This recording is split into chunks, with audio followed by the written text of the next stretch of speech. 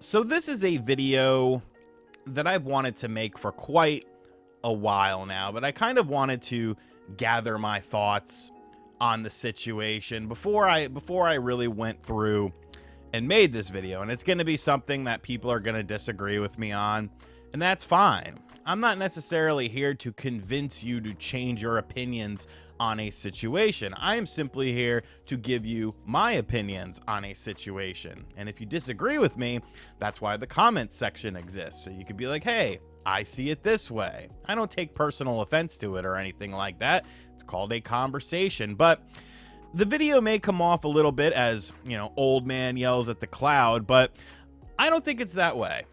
I'm not necessarily mad about the 9th generation of consoles. I'm not mad about the PlayStation 5. I'm not mad about the Xbox Series. I'm bored. And I feel like the 9th generation, Nintendo notwithstanding, because they moved to the beat of their own drum, when it comes to the PlayStation 5 and when it comes to the Xbox Series platforms, has been generation boring. And I sat back and wondered, why is this?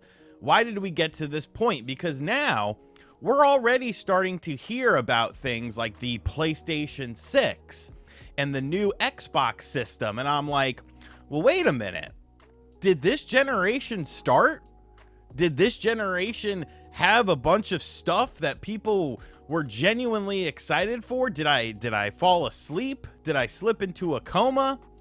And just looking back at the 4+ years of the current generation that we have been in, it's been boring. So I want to talk about why in this video. And like I said, feel free to disagree with me in the comments section down below. But I think we have to go back to the start of this generation to see the fundamental problems with it, because there is a fundamental problem that existed at the start of the generation, and that of course was when these consoles released. Now, if you're over the age of 5 years old, you might remember this whole thing called a pandemic that ended up hitting worldwide. And because of that, many people were not able to work in the same capacity that they were able to work previously. The Xbox Series system, the PlayStation 5, and the PlayStation 5 digital systems, these came out in the middle of a pandemic. Quantities were somewhat low. Of course, we talked about situations like scalpers and stuff like that. And releasing hardware during a pandemic is a strange decision because of the fact that, for the year prior to that, game development kind of came to a bit of a halt. You were able to work remotely and, work on your games and stuff like that, but it definitely didn't help the situation. And because of that, the launch lineups of these two systems, they weren't great. There was some good stuff there, but I don't think anyone would look back at the launch lineup of both of these systems and be like, ha, this was the best by far. You had some good stuff out there. Spider-Man Miles Morales was pretty cool. There's a caveat about that, though. Of course, Demon Souls was nice to see. Caveat about that, though. Xbox, well, there wasn't a whole bunch. But when you look at the launch lineup of these systems comparative to how systems usually launch with, a plethora of interesting first-party experiences, it kind of diminished the experience a little bit. And with that little asterisk I had with some of those games is, of course, the reliance on cross-generational games. Because I feel like the reliance of cross-generational games lasted way longer than probably a lot of people expected them to. When you look at something like God of War Ragnarok, Gran Turismo 7, realistically, these should have been games that were designed only for the PlayStation 5, thus giving an incentive to upgrade to the system. However, they both released on the PlayStation 4. Now, yes, the PlayStation 5 version of the game did look a little bit better, did run a little bit better, but that brings us to a whole nother point that we'll talk about later on in this video when it comes to the look of these games and the style of these games. But I feel like the cross-generation, it just went on for so long, and the thing of it is that usually you see that with third-party companies. doing the whole cross-gen thing in the first few years of a system. You don't really see that as much with first-party companies, so it kind of diminishes the games and the impact of these games, because you can view them as PlayStation 5 or Xbox Series X games, or you can also view them as an Xbox One or a PlayStation 4 game, and you wouldn't be necessarily wrong or right. Then, of course, we have the influx of remakes and remasters. Now, I'm not saying that these are bad. I actually quite enjoy lots of these. However, these are games that you might have played before, and yes, they've been enhanced. They might have even changed some things up and expanded upon them. But at the end of the day, they're games that are relying on gaming history. When I look at something like Final Fantasy VII Rebirth, is that a game that would be as widely loved if it was if you remove the Final Fantasy VII lore from that game? I'm not quite sure. I'm not quite sure. That's obviously the driving force for a lot of people to want to play Final Fantasy VII Rebirth, is because of the characters, because of Cloud, because of Barrett, because of Tifa and all that sort of stuff. If you were to remove that, would that game be looked at as fondly as it is?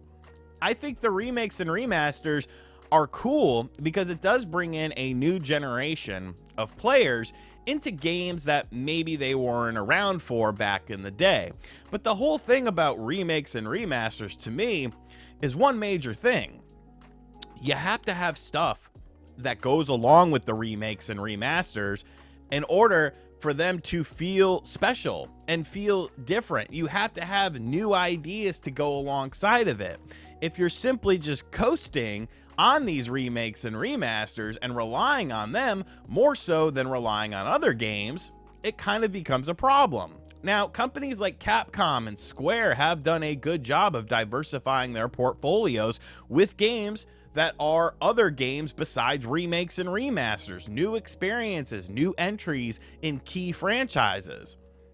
Can you really say the same about Sony and Microsoft? We're getting a Days Gone remastered. Why? Now there's rumors of a God of War 2018 remaster. It already looks and runs great on the PS5. You literally did a patch for it already. Do we really need this instead of something new, something different? And that comes into the next topic that I want to talk about, and that's just the decision making that we have seen this console generation from both PlayStation and Xbox. I mean, PlayStation really banked on live service games, and that's what they went very hard on. And as we've seen, there's been successes with games like Helldivers 2, but there's been failures with games like Concord, The Last of Us Factions Part 2, things that were supposed to be revolutionary, things that were supposed to be big games for the platform that ended up completely failing. Foam Stars, Destruction Derby All-Stars. Sony really wanted to do a lot of live service games, and after a couple questionable decisions with that, now they're kind of revamping their whole sort of vision for what the PlayStation 5 and by extension PlayStation 6 is actually going to be. So in the meantime, you have to wait for that transition. These things don't happen overnight. Games now take so long to develop. Games take so much money to develop as well. It becomes this whole project where a game that used to take, 2 to 3 years to make now takes 6 to 7 years to make. A game that takes a year or two to make now takes 3 or 4 years to make. And because of this, if you have one little misstep, it can radically change the whole landscape of your company for that calendar year. And what ends up happening is you end up having a soft year. Over on Xbox's front, I mean, just the mixed messaging. Are you a console company? Are you a software company? Why did you say that only 4 games were coming to other platforms when you knew damn well that that was not the case, Phil Spencer? You knew that Indiana Jones and Forza were coming over to the PlayStation 5. Of course you knew it. Those games wouldn't have been ported in less than a year over to the system, yet now they're coming in spring of 2025, when in spring of 2024, you assured everyone, you assured your console fan base that this was not indeed the case. You can get into the whole argument about the Game Pass situation and if it's really helping companies or hurting companies in the long run when their first party games go into Game Pass, thus not generating sales, thus Game Pass subscription services flatlining on Xbox because nobody is buying an Xbox. So now you're relying on PC Game Pass sales. It's really just become a mess of a situation as far as I see it. And then of course you have the downfall of Western developers and all these studio closures, all of these layoffs and stuff like that. And what is the root of that?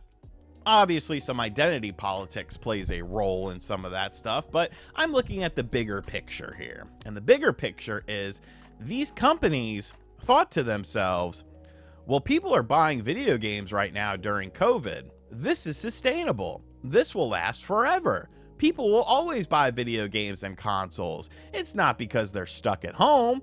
It's because of other reasons. I honestly don't know what these other reasons would be. If I'm an executive of a company, I do not understand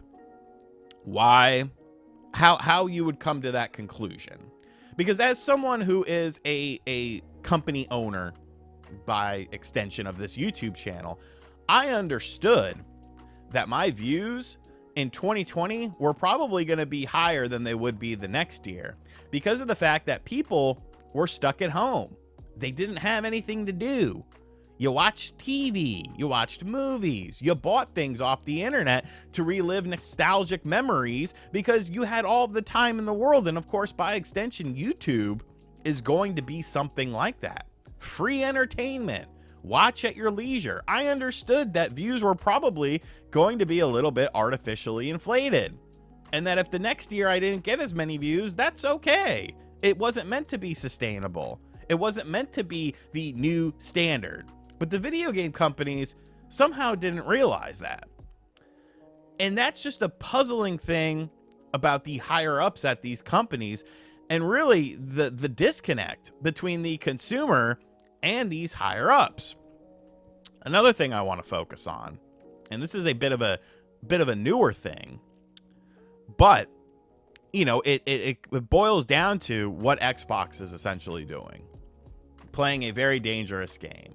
Because let's be real, I think we can safely assume that most Xbox games, your Perfect Darks, your Fables, all these new Xbox games, all these studios that Xbox purchased to make games just for Xbox is a lie. These games will be coming to PlayStation 5 and PlayStation 6. These games will be coming to Nintendo Switch 2 as well.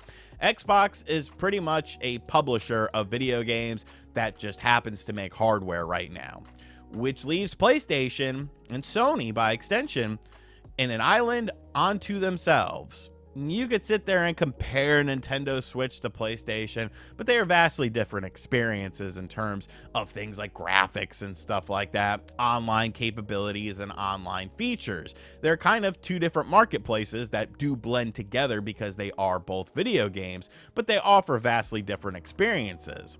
When you become the king of the hill and there's no one nipping at your feet, where does your motivation go? What are people going to do? It's me or nothing.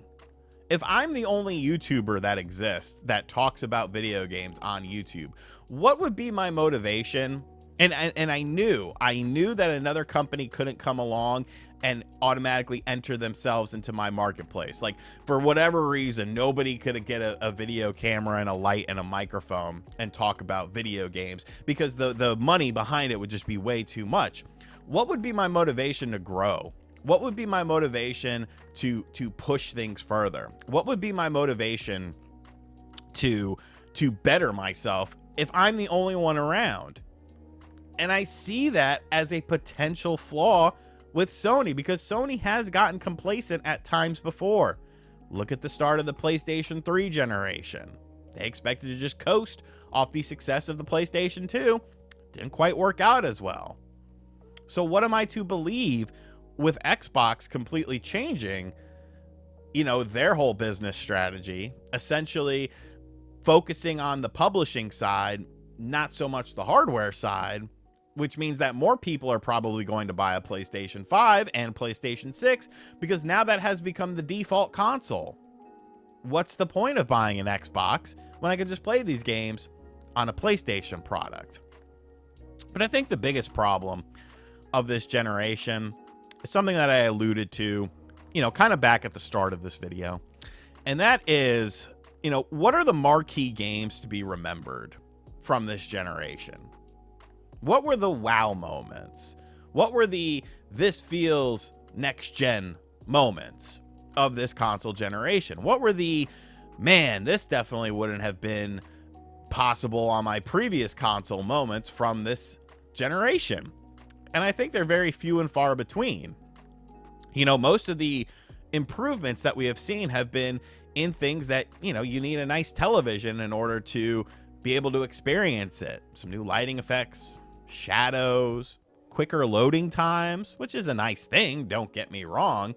But I haven't really been wowed this generation. I still go back and play like Xbox One and PS4 games, and I'm like, wow, these still look really good. There's still a lot of PlayStation 3 games that hold up very well as well, along with Xbox 360.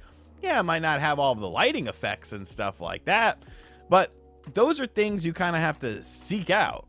Those are things you kind of got to look in the shadows and the details. That's why a place like Digital Foundry exists. 95% of people aren't going to notice the little nooks and crannies of the graphics, especially considering that some aspects of older games were better than modern ones. Look at a lot of first-person shooters versus something like Crysis or Black. I mean, what happened to destructible elements and physics in these games? There's a whole video that I shared on Twitter showing older games doing things better than modern games that are in the same genre. And people will say, well, that older game focused on that sort of aspect. That older game focused on that being, the driving force of the game. But shouldn't these things have just become standard because of that? As video games grow and become bigger, shouldn't the impressive mechanics of things like stealth or, destructible environments and stuff like that, shouldn't these things have been brought from the other generations up to where we are now? And so the games look better, but they also have the destruction that you see? No, that hasn't been the case at all. And I wonder why that is. But the answer is clear. It's because we're in the era of diminishing returns. PS5 games don't look that much different than PS4 games. Xbox Series games don't look that much different than Xbox One games. I don't think you could tell me a single game that has released on the PlayStation 5 or the Xbox Series X that couldn't be on the PlayStation 4 or Xbox One. And I'm not talking about, a severe downgrade or anything like that. I'm talking about minimal concessions made. I'm talking about maybe some longer loading times, maybe not so many shadow effects. I honestly don't feel like there has been a game this generation thus far that has been like, wow, this is the reason to buy the system. This is why you have to have it. And because of that, I don't know. I guess it's been a boring generation. And I don't think boring means bad. I don't feel like that all of the games have been bad, because there have been games that I've thoroughly enjoyed. Games like Astrobot, Indiana Jones, Resident Evil 4 Remake. Like, fun stuff. Very fun experiences. But are they memorable marquee games? Or are we just kind of in a holding pattern right now that maybe we'll never kind of go back to what we've seen before? And if that's the case, what's the future of video games? I don't know. But evidently, I had quite a bit to say about this topic. I have no idea how I'm going to edit this video. Probably just throw some B-roll of games over it and stuff like that. But I feel like it's a topic worth discussing. And you don't have to agree with all of my points. You don't have to agree with any of my points. This is just how I have been viewing the generation. Have there been some fun experiences? Of course. Do I think I could have had these same fun experiences on the previous consoles? I do.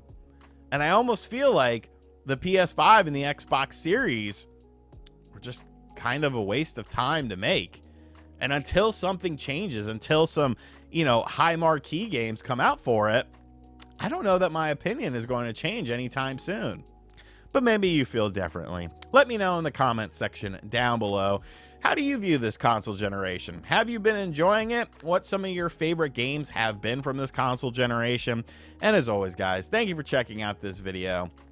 Like I said, I ended up talking longer than I thought I was going to, but I guess I had a lot of things to say about this and just kind of my viewpoints about it. If you are new to the channel, make sure you hit that subscribe button. Be sure to like, comment, and share. Hit the bell as well, and share the video if you enjoyed it. Share the video if you agreed with any of my opinions. And as always, I'll catch you guys on the next video.